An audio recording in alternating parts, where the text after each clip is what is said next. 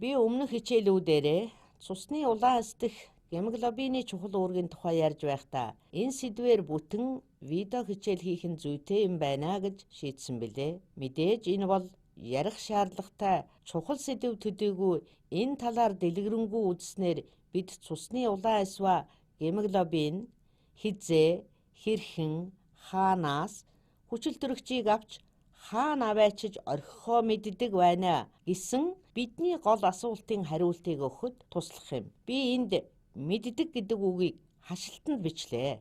Учир нь гемоглобин бол ухамсарт амьтан биш, цусны улаан эсэд байдаг нэгэн уураг буюу нөсөөт бодис шүү дээ. За энд байгаа бол гемоглобин уургийн зураг байна. Гемоглобин гэд биччихье. Энэ уураг нь 4 амин хүчлийн гинжинээс бүрддэг ба энд нэг нь байна. Нөгөө хоёр нь энд байна. Мэдээж би энд бүр детальчлан ярихгүй ч нэг иймэрхүү мушгирсан тууц шиг харагддаг юм.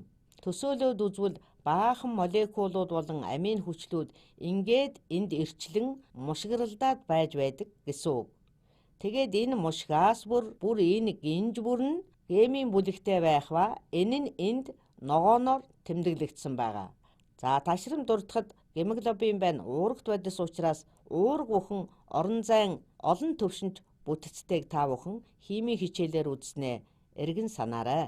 Гемоглобин нь 4 гем болон 4 полипептидийн гинжинээс тогтох глобин уургаас тогтдог. Гем бүлгүүд нь их сонирхолтой бүтцтэй. Ер нь бол порфирин бүтцтэй юм. Хэрвээ та бүхэн холорфилийн тухай видео хичээлийг өмнө нь үзсэн бол та бүхэн порфирин бүтэц гэж чухам юу болохыг санаж байгаа баха. Гэхдээ холорфилийн хувьд түүний молекулын төв хэсэгт нь металл магний ион байдаг бол харин гемоглобины хувьд түүний төв хэсэгт төмөрийн ион байдаг. Түүнтэй л хүчил төрөгч очиж холбогддог юм. Өөрөөр хэлбэл холорфили болон гемоглобин бол металл органик нэгдлүүд юм. За энэ гемоглобин дээр хүчил төрөгч очиж холбогдох 4 гол хэсэг байгааг та бүхэн харж байна. Энд байна, мөн энд байна, бас энд, мөн энд байна. За одоо цөмөөрөө тэгвэл хүчил төрөгч яагаад чухам тэнд очиж сайн холбогддог вэ гэдгийг үзье. Ер нь бол гемоглобин хүчил төрөгчийг хэрэгтэй бол өөртөөгөө холбоцдог, хэрэггүй бол хялбархан салгачдаг хид хідэн холбох газартай байна. Ийм төрлийн холболтыг бид харилцсан холболт гэд нэрлэдэг. Дахин хэлье, харилцсан холболт. Энэ холболтын зарчмаар бол эхлээд нэг хүчил төрөгчийн молекултай холбогдчих бол цаашид уургийн орон зайн бүтэц өөрчлөгдөн нөгөө холбогдох хэсгүүд нь ч хүчил төрөгчтэй холбогдох боломж нэмэгддэг. За энд нэг холболт бусад холболтуудыг бий болгох боломжийг нэмэгдүүлдэг гэд биччихье. За үүгээр гемоглобин нь уушигны капилляр судасаар зөөвөрлөгдөн явахдаа уушигны цулцангийн ханаар нэвчин ирэх хүчил төрөгчийг өөртөө маш сайн холбодог хүлээн авагч юм байна гэдгийг ойлголоо. Гэхдээ энэ нь хүчил төрөгчтэй хялбархан нэгддгийг нь тайлбарлаж байгаа ч түүнийг хүчил төрөгчөө хизээ хаана аваачиж орхихоо яаж мэддгийг нь тайлбарлаагүй л байна л да. Хизээ хүчил төрөгчөө орхих вэ гэд биччихье. Энэнд маань нүд ч юм уу эсвэл GPS мэтийн чиглүүлэгч эргэтэн багаж байхгүй шүү дээ. За хэдүүлээ энэ хүнийг гүйж байгаа гэж бодъё. Тэгвэл тэрээр маш их нүүрс хүчлийг ялгаруулж байгаа ба түүний 4 толгойт булчингийн эргэн тойрны хялгасан судсуудад маш их хүчил төрөгч хэрэгцээтэй болж байна гэсэн үг шүү дээ. Энэ судснууд чинь ямар ч байсан хүчил төрөгчийг зөөж аваачих ёстой. Гэтэл тэд чинь 4 толгойт булчингийн орчин байрладаг гэдгээч мэдэхгүй шүү дээ. Тэгвэл гемоглобин тээжва хүчил төрөгчийн молекула яг энд аваачих ёстой гэдгээ яаж мэдэх вэ? Тэгвэл энэ үйл явц нь бидний аллостерик саатал гэд нэрлэдэг үйл явцын үр дагавар юм. Аллостерик саатал тогтоогоорой. Бас нэг чэйжлэх чамин үг гарч ирж байгаа ч утга нь маш энгийн л дээ. Ерөнхийдөө энзимийн тухай ярьж байхад хэрэглэгддэг. Аллостерик гэдэг үг орсон юу ч ярьж байсан тэр нь аливаа зүйлийг өөр хэсэгтэй холбох гэсэн утгыг илэрхийлдэг. Алло гэдэг нь өөр, бусад гэсэн утгатай үг юм. Стерик гэдэг нь орон зайг суудахтаа. За ингээд хэрвээ уургийн юм уу энзимийн аль нэг өөр хэсэгтэй холбогдсноор тэдний биологийн үүргээ гүйцэтгэх чадварт нь нөлөөлдөг байна. За энзим гэдэг маань ферментийг хэлж байгаа юм шүү. Тэгэхээр гемоглобин нь нүүрс хүчлийн давхар оксид болон протоноор аллостерик сааталд ордог байх нь. Ийхүү нүүрс хүчлийн хий болон протонууд нь гемоглобины өөр газар гэд нэрлэгдэх аллостерик төвд нь холбогддог. Би шууд хаана нь холбогддгийг нь зааж чадахгүй байна л да. Хүчлэг орчинд протоны концентрац их байдаг учраас энд протонууд холболт үүсгэхэд тохиромжтой гэдгийг бид санаж байх ёстой. За энэ протоныг ягаан өнгөөр тэмдэглэе. Протон гэдэг маань электроноо алдсан ус төрөгч гэсэн үг шүү дээ. Тэгэхээр энэ протон нь уургийн тодорхой хэсгүүдтэй очиж холбогдсноор тухайн уургийг хүчил төрөгчөө тогтоом барихад хүндрэлтэй болгодог байна. Тэгэхээр хүчил төрөгчтэй холбогдсон байсан уург маань маш их нүүрс хүчлийн хийтэй хүчлэг орчинд ороод ирэхээр хүчил төрөгчөө алдаж эхэлдэг байх нь. За нөгөө гүйж байгаа хүн рүүгээ эргэн очицгоё. Түүний дөрвөн толгойт булчингийн эсүүд нь маш их ажиллаж байгаа учраас энд нүүрс хүчлийн давхар эслийг маш ихээр ялгаруулж байгаа. Энэ хавьд судсан дахь цус артериас венийн судас руу сэлжилж байгаа бөгөөд энэ үед тэдэнд маш их хэмжээний хүчил төрөгч шаардагдах тул чухам хүү эндэл гемоглобинууд маань хүчил төрөгчөө орхиж эхэлдэг байна. Тэгэхээр гемоглобин маань нүүрс хүчлийн давхар эслэр аллостерик сааталд ордог нь их хэрэг болж байна да.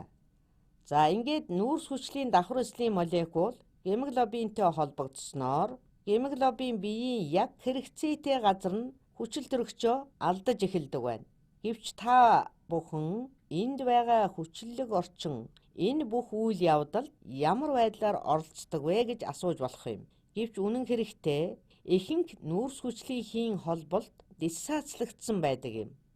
Нүүрс хүчлийн давхар оксид сивэнд нэвтрэн орж нүүрсний хүчил болж хувирдаг. За нүүрс хүчлийн хий хүчлийн оксид гэдгийг та нар химийн хичээлээс санаж байгаа бах. Энд нэг урвалын тэгстгэл бичиж. За энд CO2 энэ нь устай холилдвол за бидний цусны сивэн буюу сивэн чинь ихэнх нь ус гэсэн үг шүү дээ. Ингээд томьёог нь биччихье. Гэхдээ энэ бүхэн маань цусны улаан эсэд байдаг карбоангидраза гэдэг ферментийн тусламжтайгаар энэ урвал явагдаж үр дүнд нь нүүрсний хүчил буюу H2CO3 үүснэ. За энд хүчил төрөгч 3, ус төрөгч 2, нүүрс төрөгч 1 байна. За ингээд урвалын тэгстгэл тэнцэж байна. Нүүрсний хүчил гэх ба энэ нь ус төрөгчийн протоноо хялбархан алддаг молекул юм. Хүчлүүд ер нь ус төрөгчийн протоноо маш хялбархан алдаж диссоциацид ордог онцлогтой гэдгийг химийн хичээлээр үзснээ эргэн санаарай. Энэ хүчил хэдий ч би нэг төрлийн урвалын тэгсгэлийг энд бичье. Миний энд ярьж байгаа зүйлийг сайн ойлгохгүй байвал химийн видео хичээлүүдээс хүчлийн диссоциацийн талаар болон урвалын тэгстгэлийн талаар үзэж болно шүү. Гэхдээ ярьж байгаа гол зүйл маань энэ хүчил маань маш хялбархан задарч за тэгсгэлийг нь бичье. Нүүрсний хүчил нь нэг ус төрөгчөө алдна. Тэгтээ протон алдах учраас электронтойгоо үлдэнэ. Нэг ус төрөгчөө алдсан учраас нэг ус төрөгчтэйгээ үлдэнэ гэсэн үг. Ингээд нүүрсний хүчил нь гидрокарбонат ион болно. Энд нэг протоноо алдсан учраас хасах нэг цэнэгтэй байна. Гэхдээ бүх цэнийг нийлбэр тэгтээ тэнцэх учраас энд саармаг байна. За хөлний булчингийн хялгасан судсыг авч үзье. За энд зурчихъя. Жаахан саармаг өнгө олоо зуръя. Тэгээд би тэр хялгасан судасны нэгэн хэсгийг л томруулж харуулъя. Мэдээж хялгасан судас маш олон салаасан байгаа. За энд нь нэлээд олон булчингийн эсүүд нүүрс хүчлийн хий ялгаруулж байгаа учраас тэдэнд хүчил төрөгч хэрэгтэй болоод байна гэж үзье. За ийм нөхцөлд одоо цааш юу болох вэ? Энд нөгөө цусны улаан эсүүд маань урсаж яваа шүү дээ. Сонирхолтой нь цусны улаан эсийн диаметр нь хамгийн жижиг хялгасан судасныхаас 25% том байдаг юм. Тийм учраас л цусны улаан эсүүд маш жижигхэн капилляр судасаар дамжин өнгөрөхдөө тал талаасаа шахагддаг ба ийм учраас л хүмүүс улаан эс шахагдсны дүнд өөрийг найрлагдах нэгдлүүд болон хүчил төрөгчөө алддаг гэж боддог байжээ. За ингээд нэг улаан эс судас руу ороод ирлээ гэж үзье.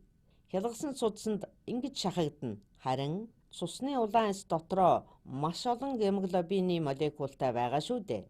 Маш олон гэж хэлснээс арай тодруулаад одоогийн бидэнд мэдэгдэж байгаагаар цусны нэг улаан эсэн дотроо 270 сая гемоглобин уургийг агуулдаг гэдгийг энд дуулгая. Ингээд үзвэл хүний биед байгаа бүх гемоглобины тоо тоолшгүй олон юм. Учир нь хүнд бараг 20-с 30 тэрлон цусны улаан эс байгаа шүү дээ. Тэгээд нэг бүр нь 270 сая гемоглобины уургийг агуулна гэхээр тоо хэлснээс маш олон гэж хэлсэн дээр байгаа биз? За жаахан сэдвээсээ хазайчихлаа. Ер нь бол цусны улаан эс тоогоороо хүний биед байх бүх эсийн 25%-ийг эзэлдэг юм. Хүний биед ойролцоогоор 100 тэрлон гаруй эс байдаг.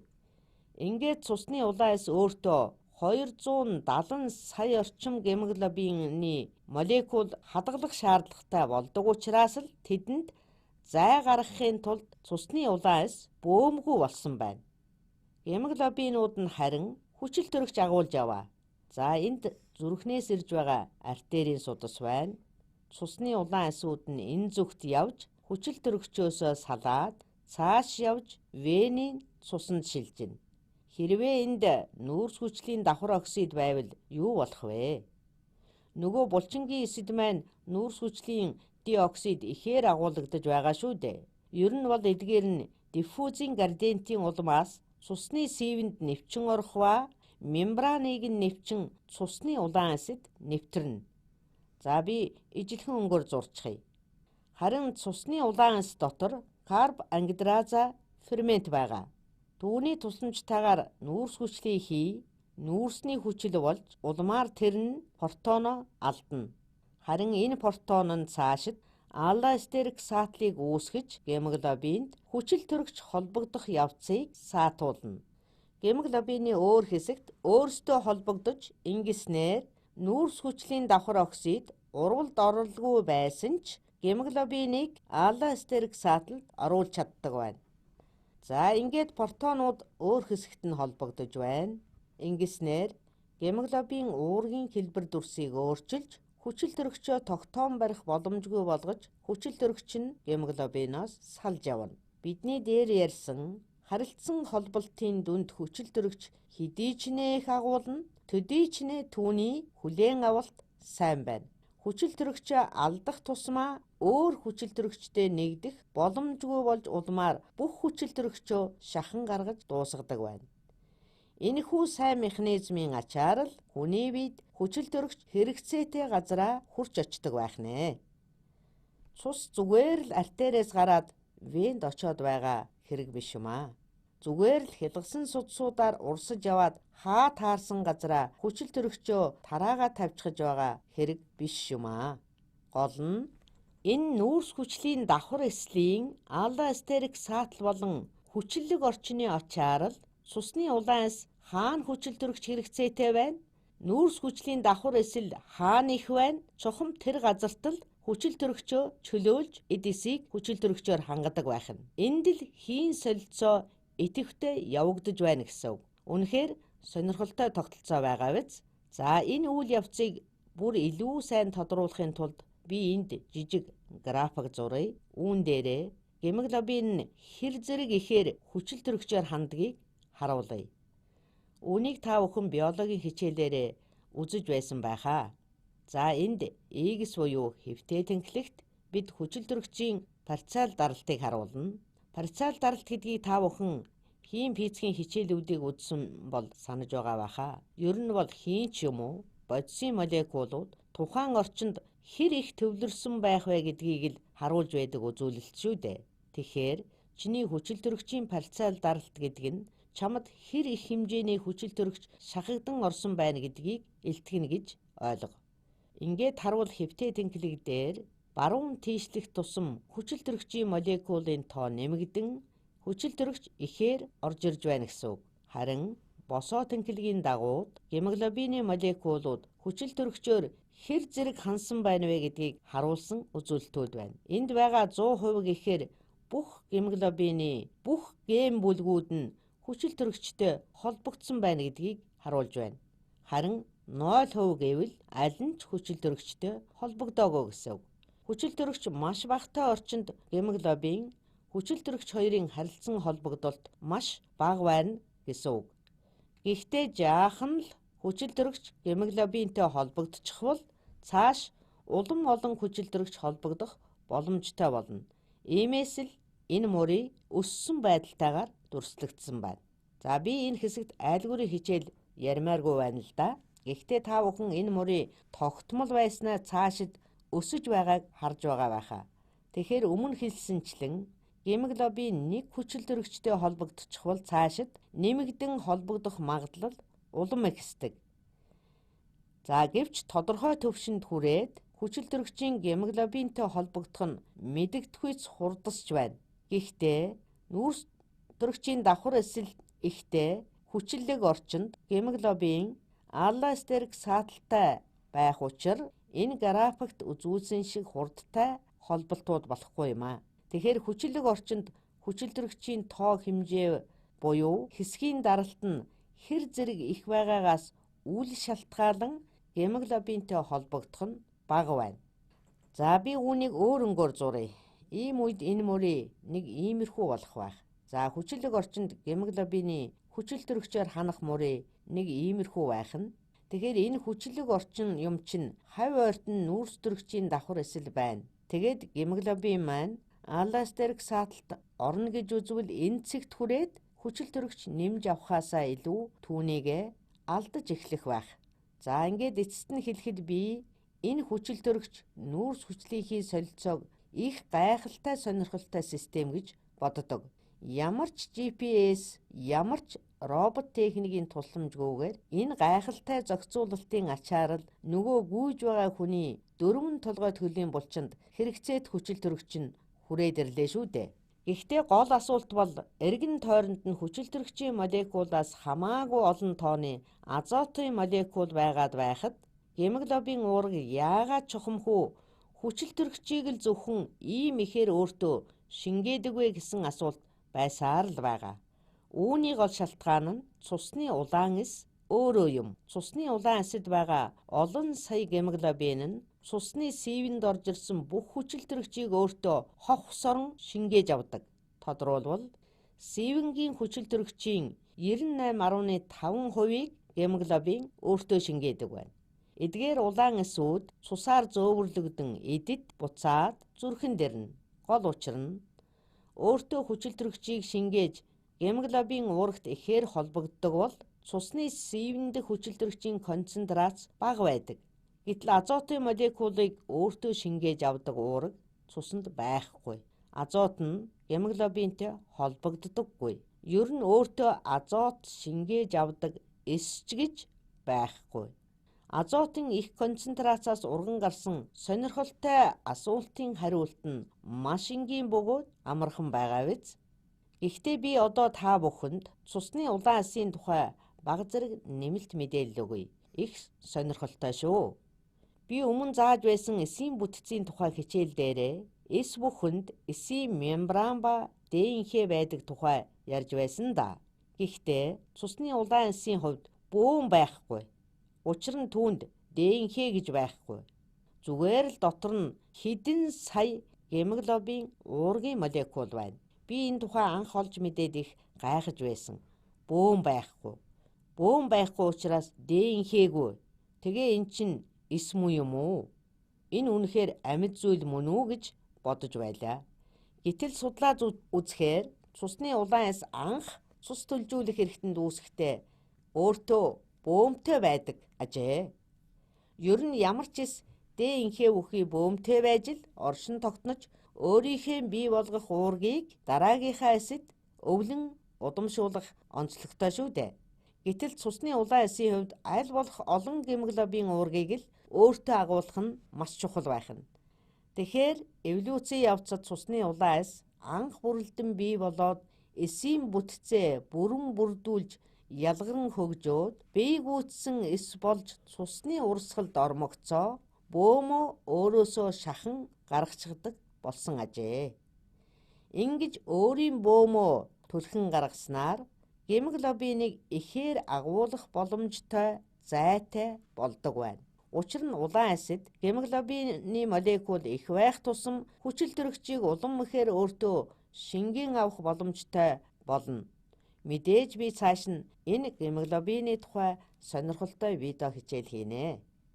Гэхдээ цусны эргэлтийн системийн талаарх хичээлүүддээ ч бас анхаарах болохоор та бүхэн энэ гемоглобины талаар их олон цаг ярих юм байна гэж санаа зовох хэрэггүй шүү. За бид ингээд цусны улаан эсийн тухай үзлээ. Энэ их сонирхолтой эс шүү. Бие гүйцэхээр бөөмгөө болчихдог. Ийм ч учраас энэ эсийн амьдрах хугацаа маш богинохон бөгөөд ойролцоогоор 80-аас 120 хоногийн настай байдаг юм. Гэхдээ гүн ухааны гэмээр нэг асуулт байгаа нь цусны улаан эсүүд боловсрч гүйцээд бөөмөө шахаад гаргачихаар амьд эс хിവэрэ байна гэж үзэх үү? Эсвэл зүгээр л хүчил төрөгч тээвэрлдэг сав болоод хуурчихлаа гэж ойлгох уу?